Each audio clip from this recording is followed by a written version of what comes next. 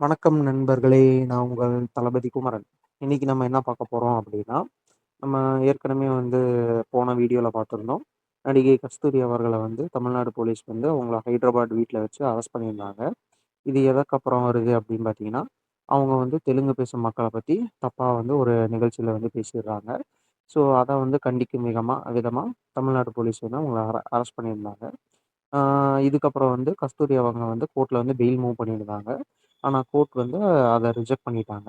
ஏன்னா, அவங்க கோர்ட் அனுப்புன சம்மனுக்கு எந்த ஒரு ஆ பதிலும் குடுக்காதனால பெயில ரிஜெக்ட் பண்ணிட்டாங்க.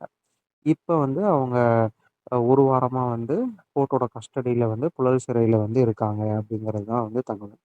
அது மட்டும் இல்லாம இப்ப புது அப்டேட் என்ன அப்படின்னா, தமிழ்நாடு கவர்மெண்ட் எந்த ஒரு அப்ஜெக்ஷனும் கஸ்தூரி அவங்க பெயில் மூவ்மெண்ட்ல தெரிவிக்கல அப்படிங்கிறத புது அப்டேட்டு.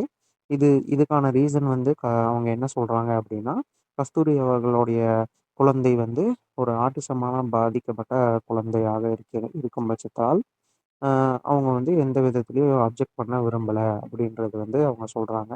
தார்மீகமா அது சரியா இருக்காதுன்னும் அவங்க சொல்லியிருக்காங்க. அ கஸ்தூரி அவர்களோட சைல்டு ஒரு ஸ்பெஷல் சைல்டு அப்படிங்கிறது ஆ நெறைய பேருக்கு தெரியாது.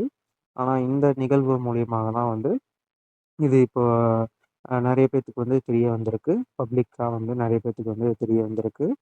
ஆ இனி வரும் காலங்கள்ல கஸ்தூரி அவர்களுடைய பெயில் மூவ்மெண்ட் எந்த ஒரு பிரச்சனையும் இல்லாம இருக்கும். அவங்களுக்கு கோர்ட் மூலியமா பெயில் வழங்கப்படும் அப்படிங்கிறது நம்ம எதிர்பார்க்கலாம். இது போன்ற புதிய தகவல்களை தெரிந்து கொள்ள நீங்க சப்ஸ்கிரைப் பண்ணிக்கோங்க நம்ம சேனல்ல.